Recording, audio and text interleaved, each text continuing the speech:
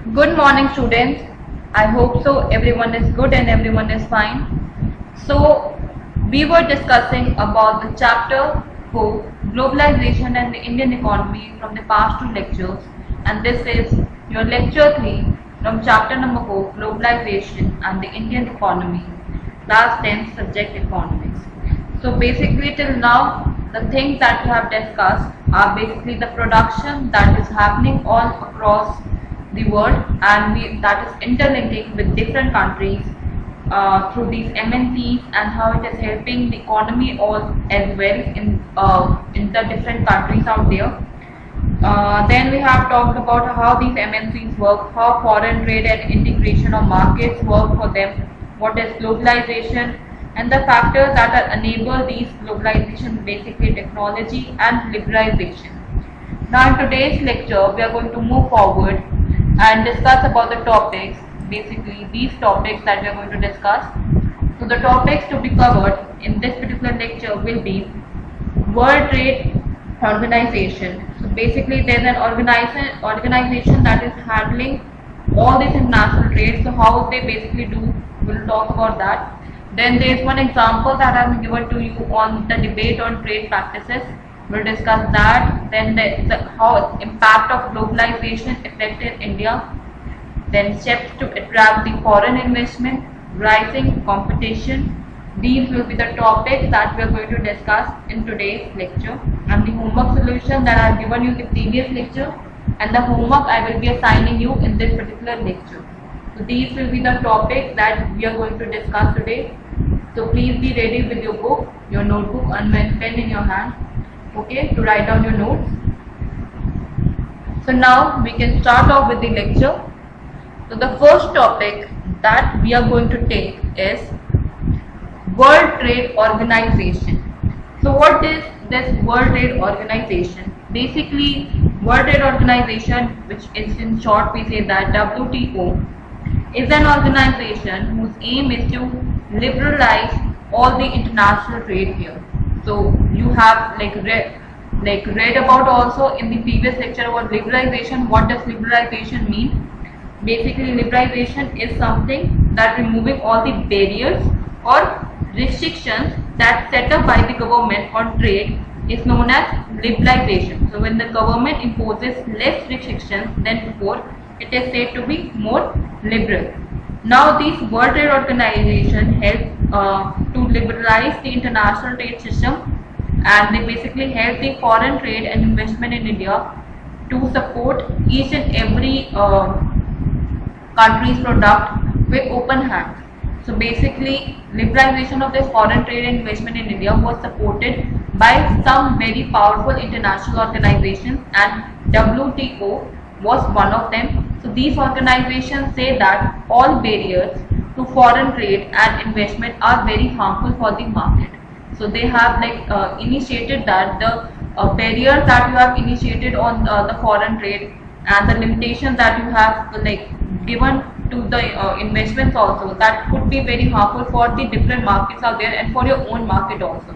So there should be no barriers, and the trade between the countries should be free. So they say that if there will be no barriers, there could be a better opportunity and better chances to upgrade the different markets out there in different countries, and that's why they have opinion, and they have given certain advices that the trade between the different countries should be free, and all countries in the world should liberalize their policies.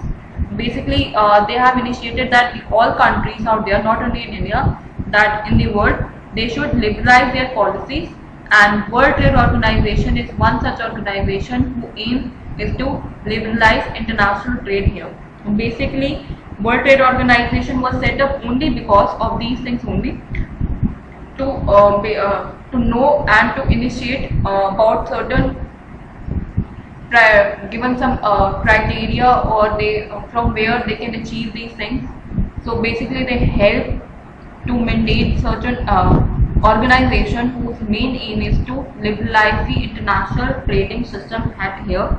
And at present, there are 164 countries of the world that are currently members of the WTO, and it has established rules for developed countries regarding international trade, so that these countries can allow free trade for all.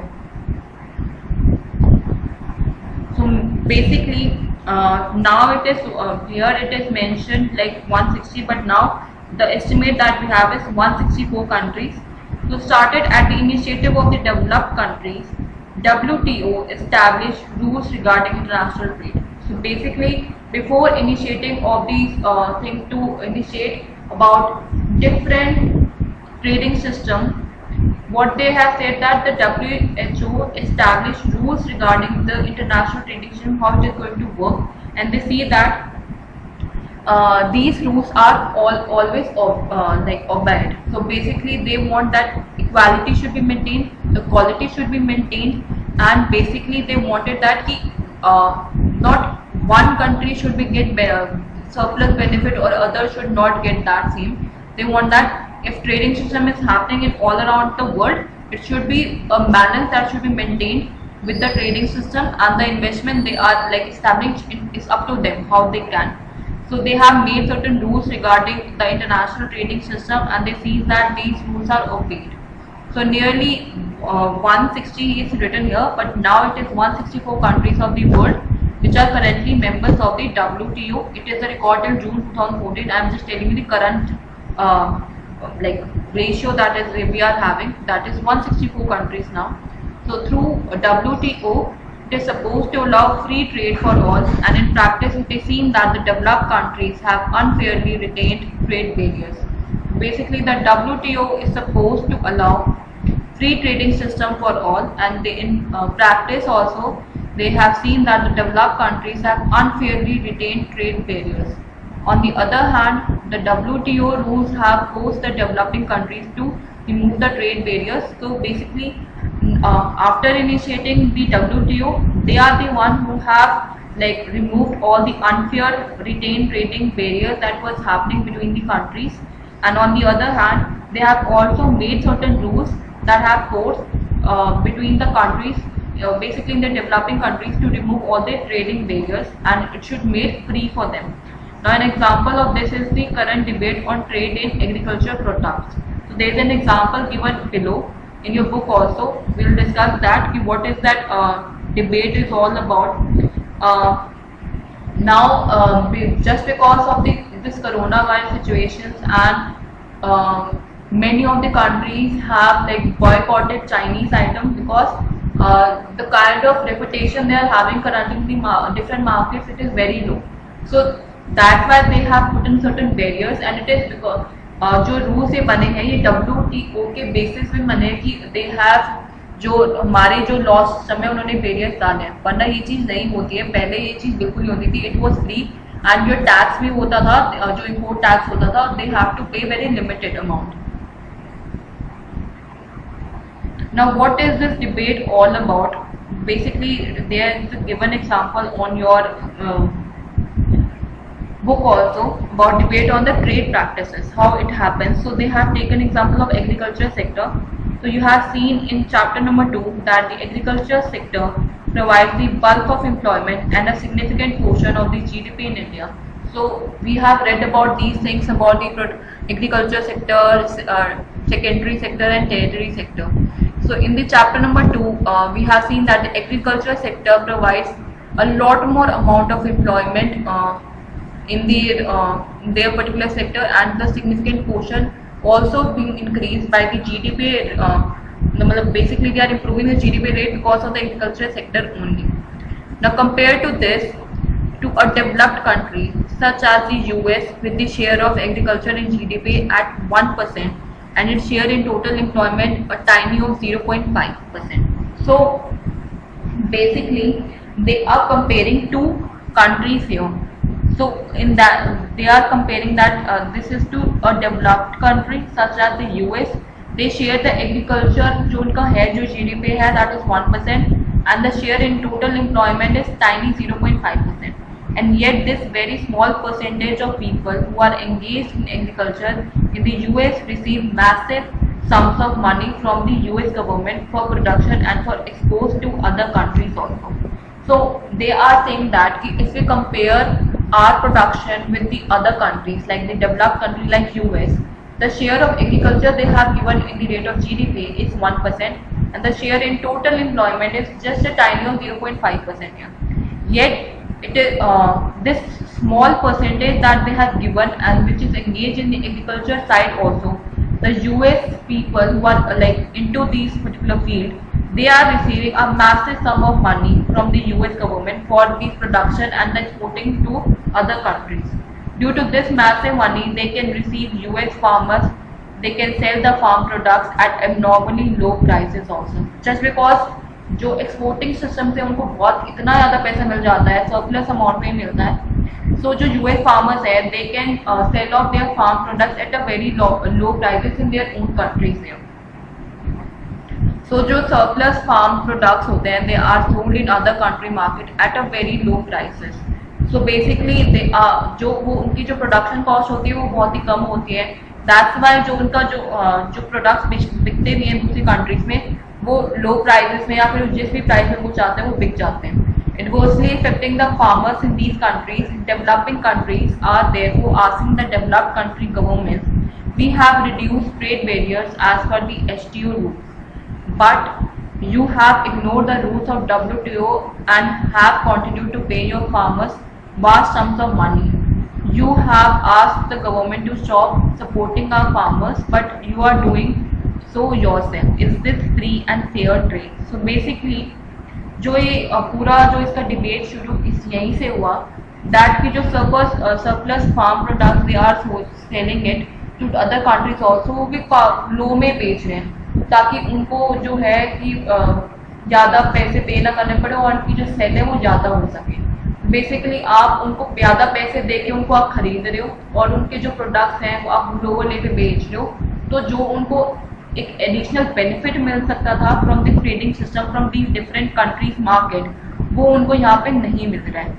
Main चीज़ यहीं पे है in developing countries की कि वो अपने जो items है वो दूसरे कंट्रीज में बेचते हैं, but they also want that कि अगर वो बेच रहे हैं तो उसका बेनिफिट उनको भी मिले.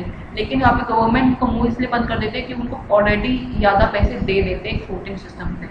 So basically they are saying that we have reduced the trade barriers as per the STO rules. तो उन्होंने कहा कि हमने ट्रेड बैरियर्स को हटा ही दिए, मतलब जो टैक्स इम्पोजिशन होता है जो भी होता है, but you have ignored the rules of WTO and have continued to pay farmers vast sums of money, and you have asked the government to stop supporting our farmers, but you are doing so yourself. Is this free and fair trade? So they are asking, they have their own opinion about that कि आपने ignore तो मतलब कर ही दिया है कि मतलब जो फार्मर्स को आपने एक्स्ट्रा पैसे देंगे. Now what they wanted that कि उनके जो बेनिफिट में जो चीज़ें जाती हैं जो उनका हक बनता है उनको वो चीज़ नहीं मिल रही है क्योंकि उनको सिर्फ उनकी कंट्री वाले ही पैसे दे के दबा रहे हैं. सो बेसिकली वो उनका जो प्रोडक्शन है वो कहाँ जाए. So they have their own opinion that कि जो वो सिस्टम ये चलाने की कोशिश कर रहे हैं, is it a kind of a free और fair trade kind of a system? In our eyes, I don't think so it is. Basically, if you are like exporting your items to other countries, the profit that you will be earning, the government will be earning from that amount should be probably given to the farmer owners also. उसका कुछ जो profit जो share बनता है उनको देना चाहिए, जो कि नहीं होता है, ताकि वो अपना एक नाम रेपुटेशन बना सके बस इसी चक्कर में. Now we are straight away going to the another topic, that is the impact of globalization in India. So basically globalization has impacted the lives of people in India in a very different way. Basically in the last 20 years, globalization of Indian economy has come a long way. And what has been its effect on the lives of people? Let us look at some of the evidence. Basically, the globalization and greater competition among producers, both local and foreign producers, have been of advantage to consumers, particularly the well-off sections in the urban areas. Basically, if you see from the past 2 decades, the globalization of Indian economy has raised from a different level. Like हमारी जो position पहले थी और जो अब है, that is totally different. And basically this globalization जो कि एक लाइफस्टाइल हमारा है वो इस ग्लोबलाइजेशन की वजह से बहुत चेंज हो गया and it has affected the lives of people in many ways. So we are going to look at some of the evidence which we have seen it also, like basically this globalization and greater competition among the producers itself, जो कि basically चीजें बनाते हैं.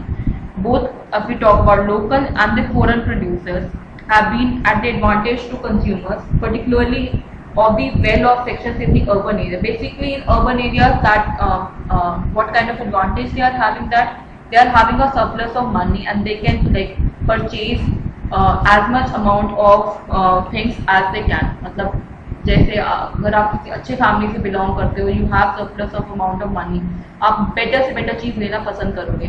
तो because of that only the choices of consumers have wasted. अब वो best to best चीज चाहते हैं because of that, particularly basically in the urban areas.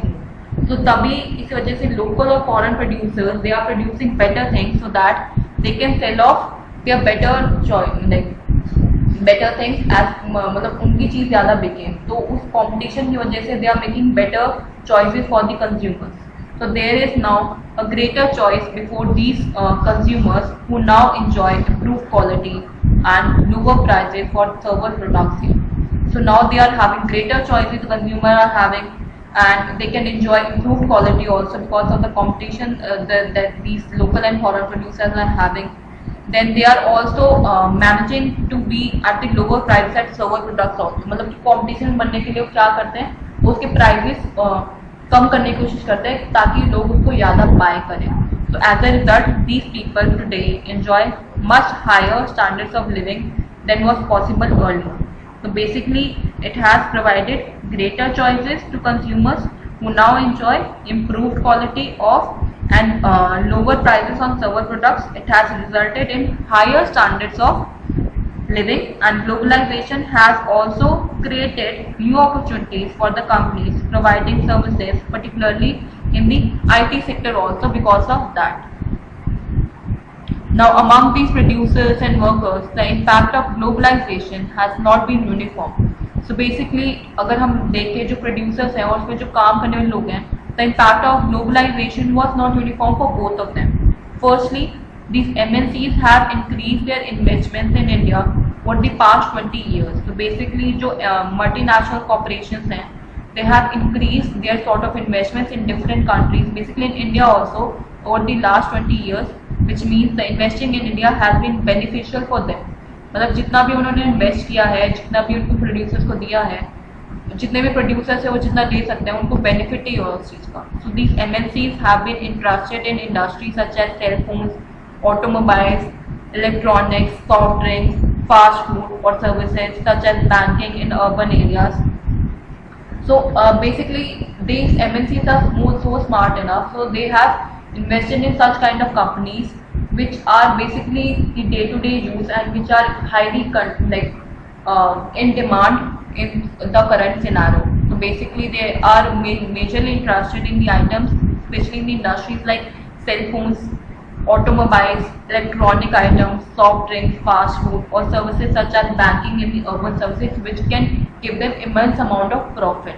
So these products have a large number of well-off buyers. मतलब basically if we see in the current scenario also, these are major kind of industries that are doing so well in today's time also, because these are the current demand of the consumers currently, जो कि लोग use करना चाहते हैं better cell phones, automobiles, गाड़ियाँ होती हैं, electronic items या सॉफ्ट ड्रिंक हो गया, फास्ट फूड हो गया, सारी चीज़ों में we have a large number of well off buyers. So in these industries and services new jobs have been created. So basically to employment level भी in industries में उन्होंने ज़्यादा बढ़ाने की कोशिश करी है ताकि एक एम्प्लॉयमेंट लेवल भी बढ़ जाए, क्योंकि बेसिकली ये they are wasting and they are developing in these particular industries, so they are providing them new jobs and they are providing them good services, and also these local companies, they are supplying raw materials sector to these industries were prospered. So कुछ ऐसी different industries भी हैं जो उनको raw material supply कर रही हैं. They are connected, these local companies are also connected with these MNC to provide them these raw material, and which has given them a surplus amount of money. Now there are certain one example that you should know about, that is the steps to attract this foreign investment. So how you can attract the foreign investors more and more possible. So in recent years, the central and state governments in India are taking special steps to attract the foreign companies to invest in India. So मतलब आप कैसे चीज़ें possible कर सकते हो कि जो foreign की कंपनी है आपकी कंपनी में इन्वेस्ट करे या फिर आपकी कंपनी में पैसा लगाए. So how you can attract the foreign investments? So basically in India, the central and state government is very much trying and making certain steps out of it to attract the foreign companies to invest in India. So these industrial zones called special economical zones, they called as CEZs, so are being set up. So कुछ ऐसे special economical zones set up किए गए थे and इनमें जो they are giving them world class facilities. कुछ जैसे specially electricity हो गया, वाटर हो गया, roads, transport, storage, recreational and educational facilities भी. जैसे आपने देखा होगा कि गुड़गांव में या फिर जो बेसिक वेल डेवलप्ड है, they are giving them making these building societies बना देते हैं बड़ी बड़ी, और वहाँ पे उनको वर्ल्ड क्लास फैसिलिटीज देने की कोशिश करते हैं, जैसे इलेक्ट्रिसिटी, वाटर, रोड्स, ट्रांसपोर्टेशन हो गया, स्टोरेज, रिक्रिएशनल, एजुकेशन फैसिलिटीज, सारी चीज़ें. So companies who set up the production units in the special economic zones do not have the pay taxes for an initial period of 5 years. So basically जो ऐसी बड़ी बड़ी construction buildings बनती हैं या फिर जहाँ पे ऐसे घर बनते हैं या फिर कुछ एजुकेशनल जोन जो कि स्पेशल इकोनॉमिक जोन्स में आते हैं, उनके पास एक ये बेनिफिट होता है दैट उनको टैक्सेस नहीं भरने पड़ते for a period of 5 years. So basically they can build up these things, and अगर उनकी जल्दी भी बन जाती है तो they don't have to pay taxes for more than like 5 years, and they can enjoy the liberty on that, जो भी उनको benefit होता है और profit होता है according to that. So the government has also allowed flexibility in the labor laws to attract the foreign investment. ये तो हुए first step कि how they can attract, basically to showcase the best and best quality of different like Indian beauty that they can possibly give to them, वो चीज़ by providing them different services. Then second thing is they allowed flexibility also in the labor laws to attract the foreign investment. Like you have seen in chapter number 2 also that the companies in the organized sectors have to obey certain rules that aim to protect the workers' rights. So we have talked about organized sectors and unorganized sectors in chapter number 2. So basically in organized sectors, you have seen it also that they have given special, उनको कुछ special treatment मिलते हैं, special policies होती हैं उनके लिए, and they have to follow certain rules and regulations also in the basically in the organized sectors. So basically they have to obey certain rules that aim to protect the workers' right there. Then in the recent years, the government has allowed companies to ignore many of these. तो पहले जो ये चीज़ होती है, recent year में ये चीज़ देखा है, the government has allowed the companies to ignore many of these, and instead of hiring workers on a regular basis, companies hire workers flexibly for shorter periods when there is an intense pressure of work. So now कुछ ऐसी companies हैं, basically they don't follow that 1 year contract और like 3 year contract जो होता है उनसे sign करवाते थे फॉर उनसे, मतलब आप इस पीरियड तक आप नहीं छोड़ सकते. अब कंपनीज के पास ये फ्लेक्सिबिलिटी है दैट अगर उनको अर्जेंट नीड है किसी भी वर्कर की, वो उसको शॉर्ट पीरियड ऑफ टाइम के लिए भी रख सकते हैं if they want to hire them according to their will. जैसे इंटर्नशिप पीरियड्स होते हैं, आपने इंटर्नशिप के बारे में सुना होगा कि 3 मंथ की इंटर्नशिप होती है, 4 मंथ की इंटर्नशिप होती है, जिसमें लोग उनको थोड़े टाइम के लिए रख सकते हैं, उनको पे करेंगे उसका स्टाइपेंड वगैरह if they want to, and they can do the work for them.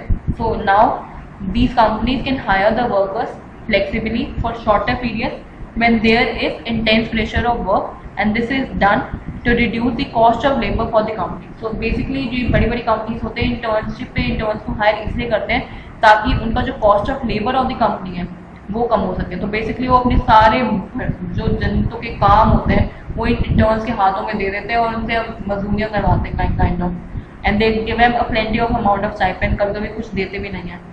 So basically, however, still not satisfied, foreign companies are demanding more flexibility in labor laws. But still, अगर देखा जाए तो still these foreign companies are not satisfied with the kind of flexibility in labor laws we are having. They still want a more flexibility in that. And secondly, they are several of the top Indian companies. They have been able to benefit from the increased competition. So कुछ ऐसी अगर हमें देखा जाए तो there are many top Indian companies that are able to benefit from the increased competition that they are having. They have invested in newer technology and production methods and raised their production standards. So एक आता है आपको कुछ standard maintain करके रखना पड़ता है to ensure that the foreign people are interested and they invest in your companies.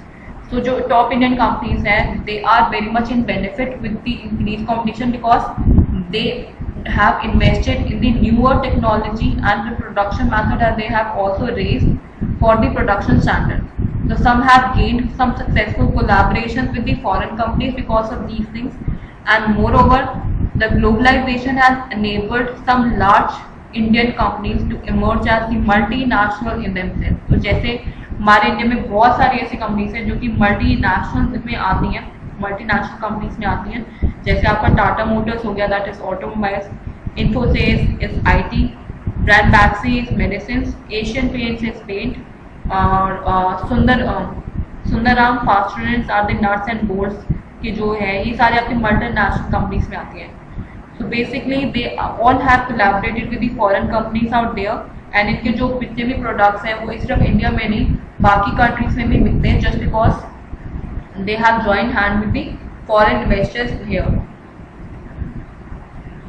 Now some of the Indian companies are also spreading their corporations worldwide.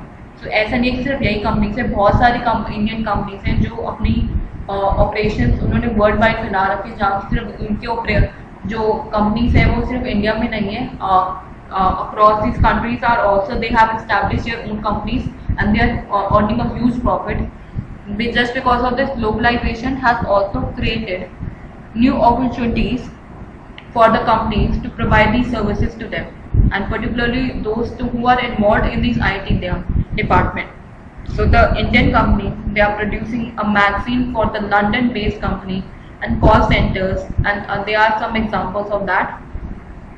तो जो इंडियन कंपनी है basically they are producing a magazine for the London based company and they call centres for some example. जैसे हमने एक example लिया था starting में ही कि जो इंडियन कंपनी है वो लंदन की कंपनी के लिए एक मैगजीन प्रिपेयर करी है, और उस कंपनी के लिए उन्होंने कुछ कॉल सेंटर्स भी रखे हुए हैं, मतलब to set up their queries and everything. So beside a host of services such as data entry, accounting, administrative tasks, engineering are now being done cheaply in the countries such as India and are exported to the developed countries.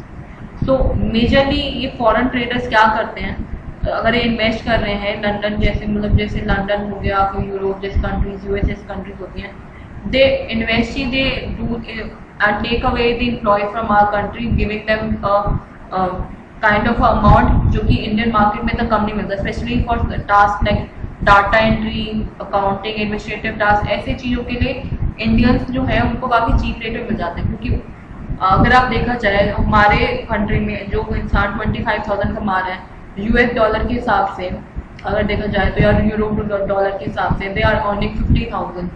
तो उनके लिए तो ये कुछ भी नहीं है, क्योंकि डॉलर में जब सी जाती है बहुत ही कम हो जाती हैं.